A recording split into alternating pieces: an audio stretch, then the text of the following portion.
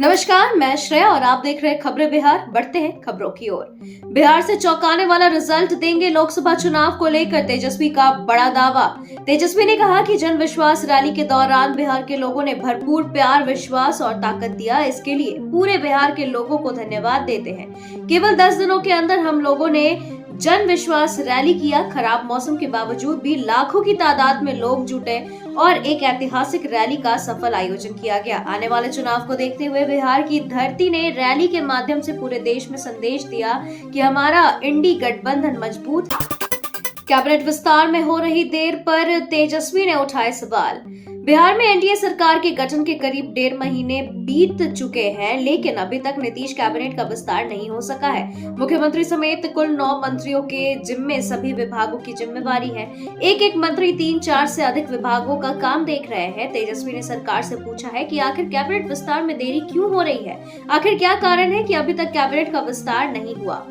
BJP नेताओं पर लालू की बेटी का तीखा तंज। बीजेपी के कैंपेन मोदी मेरा परिवार पर लालू प्रसाद की बेटी रोहिणी आचार्य ने तीखा तंज किया है। उन्होंने बीजेपी पर तंज कसते हुए एक्स पर पोस्ट किया है, जिसमें उन्होंने लिखा है कि सिर्फ कहने, सोशल मीडिया पर लिखने से नहीं होगा कि हम हैं फलाने के परिवार। जन्म प्रमाण पत्र में पिता के नाम की जगह लिखवाना होगा।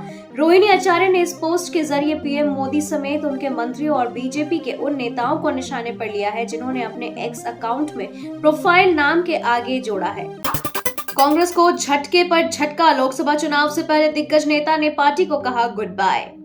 लोकसभा चुनाव से पहले कांग्रेस को झटके पर झटका लग रहा है। देश के तमाम राज्यों में दिग्गज कांग्रेसी नेता हाथ का साथ छोड़ रहे हैं। अब उत्तर प्रदेश में कांग्रेस को बड़ा झटका लगा है। वाराणसी से कांग्रेस के पूर्व सांसद राजेश मिश्रा ने पार्टी को अलविदा कह दिया है। जी हां, कांग्रेस से इस्तीफा देने के बाद उन्होंने दिल्ली में भारतीय जनता पार्टी की सदस्यता ले ली है। वहीं बीजेपी के सूत्रों के मुताबिक राजेश मिश्रा भदोही लोकसभा सीट से बीजेपी के टिकट पर चुनाव लड़ सकते हैं। एमएलसी चुनाव में जेडीयू उम्मीदवार के तौर पर सीएम नीतीश ने किया नामांकन। विधान परिषद सदस्य के तौर पर मुख्यमंत्री नीतीश कुमार का आगामी 6 मई तक कार्यकाल है। नीतीश कुमार जल्द ही विदेश दौरे पर जाने वाले हैं। ऐसे में विदेश जाने से पहले उन्होंने मंगलवार को अपने नामांकन दाखिल कर दिया। जी हां, उनके साथ जेडीयू की दूसरी सीट के लिए खालिद अनवर ने भी अपना नॉमिनेशन फाइल कर दिया है और इस मौके पर डिप्टी सीएम विजय कुमार सिन्हा के अलावा एनडीए के सहयोगी दलों के नेता और मंत्री भी मौजूद रहे। पटना पहुंची केंद्रीय वित्त मंत्री निर्मला सीतारमण छपरा में आयोजित कार्यक्रम में होंगी शामिल। केंद्रीय वित्त मंत्री निर्मला सीतारमण मंगलवार को पटना पहुंची। पटना एयरपोर्ट पर बिहार के उप मुख्यमंत्री सम्राट चौधरी और बीजेपी के कई नेताओं ने उनका स्वागत किया। पटना एयरपोर्ट से वे गेस्ट हाउस के लिए रवाना हो गई, जहां से वे छपरा में आयोजित एक कार्यक्रम में शामिल होने गई हैं। इस कार्यक्रम में डिप्टी सीएम सम्राट चौधरी समेत अन्य लोग शामिल हुए। योगी सरकार का दूसरा कैबिनेट विस्तार। 4 विधायकों ने मंत्री पद की ली शपथ। यूपी में दूसरी बार योगी कैबिनेट का विस्तार हुआ। सुभाषपा प्रमुख ओपी राजभर समेत 4 विधायकों ने मंत्री पद की शपथ ली है। जी हां, नए मंत्रियों में 2 बीजेपी और 2 सहयोगी दलों के हैं। बीजेपी की तरफ से एमएलसी दारा सिंह चौहान और साहिबाबाद से एमएलए सुनील शर्मा मंत्री बनाए गए हैं। वहीं रालोद से अनिल कुमार मंत्री बने हैं और ओपी राजभर, दारा सिंह चौहान और अनिल कुमार को कैबिनेट पद की शपथ दिलाई गई है। हाई कोर्ट से मिला बड़ा झटका। अब सीबीआई जांच के निर्देश के खिलाफ सुप्रीम कोर्ट पहुंची ममता सरकार। पश्चिम बंगाल सरकार ने मंगलवार को संदेश खली मामले में सीबीआई जांच के निर्देश देने वाले कलकत्ता उच्च न्यायालय के आदेश के खिलाफ सुप्रीम कोर्ट का रुख किया। वहीं वरिष्ठ वकील अभिषेक मनु सिंघवी ने सुप्रीम कोर्ट के समक्ष याचिका का उल्लेख किया, जिसके बाद शीर्ष अदालत ने वकील से रजिस्ट्रार जनरल के समक्ष इसका उल्लेख करने को कहा। दिल्ली सीएम केजरीवाल की घोषणा। 1000 रुपए प्रति माह देने वाली योजना के लिए जल्द शुरू होगा पंजीकरण। दिल्ली के मुख्यमंत्री अरविंद केजरीवाल ने आगामी लोकसभा चुनाव के लिए महिलाओं का आशीर्वाद मांगते हुए मंगलवार को घोषणा किया कि उन्हें 1000 रुपए प्रति माह देने वाली योजना के लिए पंजीकरण जल्द ही शुरू होगा। दिल्ली के वित्त मंत्री आतिशी ने सोमवार को वित्त वर्ष 2024 से 25 के लिए विधानसभा में बजट पेश करते हुए मुख्यमंत्री महिला सम्मान योजना की घोषणा की थी, जिसके तहत 18 साल से अधिक उम्र की महिलाओं को 1000 रुपए प्रति महीने दिया जाएगा। इलेक्ट्रॉल बॉन्ड पर एसबीआई के कदम को लेकर संजय राउत ने साधा निशाना। राजनीतिक दलों द्वारा बनाए गए चुनावी बॉन्डों का विवरण प्रस्तुत करने के लिए एसबीआई के अधिक समय मांगने पर मंगलवार को शिवसेना नेता संजय राउत ने प्रधानमंत्री नरेंद्र मोदी पर तीखा कटाक्ष किया है। राउत ने कहा कि बैंक अधिकारियों ने पीएम का अपमान किया है, जिन्होंने भारत को डिजिटल इंडिया में बदल दिया। एक्स पर पोस्ट में राउत ने कहा कि एसबीआई के अध्यक्ष और निदेशकों को हमारे पीएम मोदी का अपमान करने के लिए दंडित किया जाना चाहिए।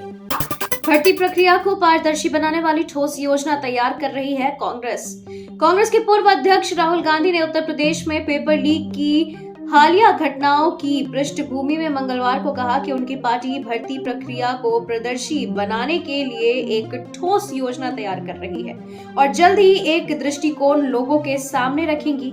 कांग्रेस नेता ने ये भी कहा कि युवाओं का भविष्य इंडिया गठबंधन की प्राथमिकता है। हाजीपुर जेल में बंद कैदी की पीट कर हत्या। हाजीपुर मंडल कारा में बंद हत्या के मामले में विचाराधीन कैदी राम वृक्ष राय के बेटे अशोक राय की हत्या कर दी गई है। मृतक सदर थाना क्षेत्र का रहने वाला था। इस घटना की सूचना मिलते ही परिजनों के बीच कोहराम मच गया। घटना की जानकारी मिलने के बाद मौके पर पहुंची पुलिस पूरे मामले की छानबीन में जुटी है। हाजीपुर जेल में बंद कैदी की जमकर पिटाई गई और आपको बता दें कि इसे लेकर के इस तरीके से पीटा गया कि वो मौत के घाट उतर गया। जेल में बंद एक कैदी ने दूसरे कैदी की हत्या कर दी। चकमा देकर कस्टडी से फरार हो गया कैदी। पकड़ने में पुलिस कर्मियों के छूटे पसीने। पूर्णिया स्थित जेएमसीएच के इमरजेंसी वार्ड में मेडिकल जांच कराने आया एक कैदी शौच के बहाने पुलिस को चकमा देकर फरार हो गया। कैदी के भागते ही साथ में आए पुलिस कर्मियों में हड़कंप मच गया। कैदी के भागने के बाद पुलिस कर्मियों ने भारी मशक्कत के बाद आखिरकार उसे धर दबोचा। जी हां, पुलिस ने ऑटो चोरी के मामले में अरशद को गिरफ्तार किया था। सऊदी अरब से व्हाट्सएप पर पति ने दिया 3 तलाक। 3 तलाक से जुड़ा नया मामला मुजफ्फरपुर जिले के औराई थाना क्षेत्र के सामने आया है। जी हां, महिला का निकाह 6 दिसंबर 2018 को औराई थाना क्षेत्र के महेशी स्थान के रहने वाले अजीज अल हसन के बेटे मोहम्मद नसरुद्दीन के साथ हुआ था। शादी के करीब 5 साल बाद सऊदी अरब में रह रहे पति ने व्हाट्सएप पर पत्नी को 3 तलाक देकर निकाह के बंधन को तोड़ दिया, जिसके बाद पत्नी ने दहेज उत्पीड़न का केस पति पर दर्ज कर दिया। केस दर्ज होने के बाद पति को सऊदी अरब से लौटना पड़ गया। सीतामढ़ी में नाबालिग लड़की से रेप के बाद हत्या का खुलासा। आईजी शिवदीप लांडे ने मामले को जांच के लिए एसआईटी का गठन किया था। जी हां, टीम ने अपने जांच में ये पाया कि लड़की के दादा ने ही गला दबाकर पोती की हत्या कर दी थी। मामला डुमरा थाना क्षेत्र के मिचैया का है और आपको बता दें कि मिचैया गांव में एक लड़की की हत्या हुई थी। इस मामले में लड़की के पिता के बयान पर कोर्ट में मुकदमा दायर किया गया, जिसमें गांव के राम पदार्थ कुमार को आरोपी बनाया गया। आईजी शिवदीप लांडे जब तिरहुत रेंज के आईजी बने तो उन्होंने इस केस की जांच शुरू की थी। सुरभि चंदना और करण शर्मा की शादी की तस्वीरें आई सामने। सुरभि चंदना और करण शर्मा की शादी 2 मार्च को जयपुर राजस्थान में हुई। मंगलवार को नवविवाहित जोड़े ने इंस्टाग्राम पर शादी की खूबसूरत तस्वीरें साझा की। उनके कैप्शन में लिखा है, आखिरकार 13 साल बाद घर आ गए। हम आपका प्यार और आशीर्वाद चाहते हैं क्योंकि हम एक साथ एक नई यात्रा पर निकल रहे हैं। विदेश मंत्री एस जयशंकर के मुरीद हुए अमिताभ बच्चन। बॉलीवुड मेगा स्टार अमिताभ बच्चन ने विदेश मंत्री एस जयशंकर की भारत कोई धमकाने वाली जगह नहीं वाली टिप्पणी के लिए उनकी सराहना की है। केंद्रीय मंत्री की टिप्पणी का जवाब देते हुए अभिनेता ने कहा कि बहुत बढ़िया। सोमवार को उन्होंने एक्स पर जयशंकर का एक वीडियो पोस्ट किया और इसे कैप्शन दिया, वाह सही कह रहे। रिलीज हुआ रणदीप हुड्डा और अंकिता लोखंडे की फिल्म का जबरदस्त ट्रेलर। काफी समय बाद रणदीप हुड्डा की फिल्म स्वतंत्र वीर सावरकर को लेकर चर्चा बनी हुई है। आखिरकार फिल्म का ट्रेलर रिलीज हो चुका है। जो लोग नहीं जानते उनके लिए आपको बता दें कि रणदीप हुड्डा स्टारर्स स्वतंत्र वीर सावरकर क्रांतिकारी नेता विनायक दामोदर सावरकर की बायोपिक है। अभिनेता ने न केवल सावरकर की भूमिका निभाई है बल्कि फिल्म का लेखन और निर्देशन भी किया है। मैदान का ट्रेलर 7 मार्च को रिलीज होगा। अजय देवगन की स्पोर्ट्स ड्रामा फिल्म का नया पोस्टर देखें। अजय देवगन ने हाल ही में इंस्टाग्राम पर अपनी आगामी फिल्म मैदान का एक नया पोस्टर जारी किया और ट्रेलर रिलीज की तारीख का भी खुलासा किया। फिल्म का ट्रेलर 7 मार्च 2024 को रिलीज होगा। पोस्टर बिल्कुल ही अलग है और अपने कैप्शन में उन्होंने लिखा कि एक आदमी, एक टीम, एक राष्ट्र और अटूट विश्वास की एक असाधारण कहानी जिसने फुटबॉल के इतिहास पर एक अमिट छाप छोड़ी। इमरान हाशमी ने कंगना रनौत के नेपोटिज्म वाले बयान पर किया रिएक्ट। इमरान ने कहा कि कंगना एक कलाकार के तौर पर बहुत अच्छी हैं। हो सकता है कि शुरुआती दिनों में उनका अनुभव रहा हो कि इंडस्ट्री ने उनका इतना स्वागत नहीं किया हो, लेकिन यहाँ हर कोई एक जैसा नहीं होता। कंगना के साथ मेरा अनुभव ऐसा था कि उस समय मैंने एक हिट फिल्म दी थी, लेकिन फिर भी मैंने गैंगस्टर में खलनायक की भूमिका निभाई और वह भी केंद्र में थी। यह लगभग एक महिला केंद्रित फिल्म थी, इसलिए मुझे नहीं पता कि कब ऐसी धारणा बनी। सात्विक और चिराग, त्रिशा और गायत्री ने फ्रेंच ओपन में किया जीत से आगाज।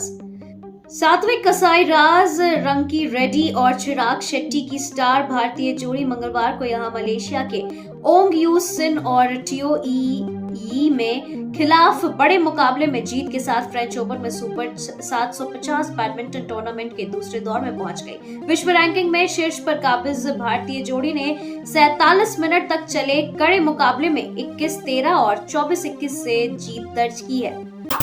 31 की उम्र में बी साई प्रणीत ने लिया संन्यास। वर्ल्ड चैंपियनशिप में रच चुके हैं इतिहास।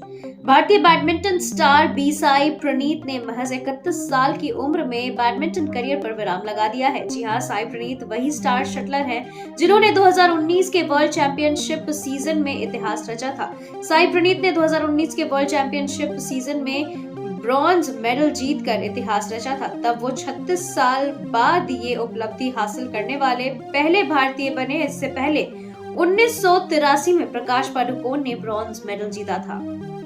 धर्मशाला में टीम इंडिया ने किया अभ्यास। बुमराह ने भी नेट्स पर बहाया पसीना। भारत और इंग्लैंड के बीच धर्मशाला में होने वाले 5वें टेस्ट मैच से पहले भारतीय टीम ने मंगलवार को जमकर अभ्यास किया। जी हां, आखिरी मुकाबले से पहले भारत का यहां पहला नेट सेशन रहा, जिसमें युवा बल्लेबाज पर मुख्य कोच राहुल द्रविड़ की पैनी नजर रही। साथ ही जसप्रीत बुमराह और आकाशदीप की पेस जोड़ी ने लंबा समय नेट पर बिताया। सुमित नगल ने दर्ज की इंडियन वेल्स मास्टर्स में पहली जीत। भारतीय टेनिस स्टार सुमित नगल ने इंडियन वेल्स मास्टर्स में पहली बार खेलते हुए अमेरिका के वाइल्ड कार्ड धारी स्टेफन डोस्टानिच को सीधे सेटों में हराया है। नगल ने क्वालिफाइंग के पहले दौर में 6.2 और 6.2 से जीत दर्ज की है। 8वीं वरीयता प्राप्त नगल को जीतने में 68 मिनट लगे। उन्होंने आखिरी क्वालिफाइंग दौर में पहुंचकर 10 रैंकिंग अंक और $14,400 पुरस्कार सुनिश्चित कर लिया। धर्मशाला टेस्ट से पहले टीम इंडिया के स्पिनर ने लिया संन्यास। झारखंड के प्रमुख स्पिनर और भारत के अंतर्राष्ट्रीय शहबाज नदीम ने सभी अंतर्राष्ट्रीय और प्रथम श्रेणी क्रिकेट से संन्यास की घोषणा की है। जी हां, धीमे बाएं हाथ के स्पिनर ने भारत के लिए सिर्फ 2 टेस्ट मैच खेले हैं। नदीम ने 140 फर्स्ट क्लास मैचों में 542 विकेटों की प्रभावशाली संख्या के साथ अपना करियर समाप्त किया है। शहबाज नदीम के मन में पिछले कुछ समय से रिटायरमेंट के विचार चल रहे थे, लेकिन अब जब उनके भारतीय टीम के लिए खेलने की संभावना लगभग खत्म हो गई है, तो स्पिनर इसे युवा पीढ़ी के लिए राष्ट्रीय टीम में जगह बनाने का सही समय मानते हैं। तो खबरों के सिलसिलों में फिलहाल इतना ही। बने रहे खबरें बिहार के साथ। नमस्कार।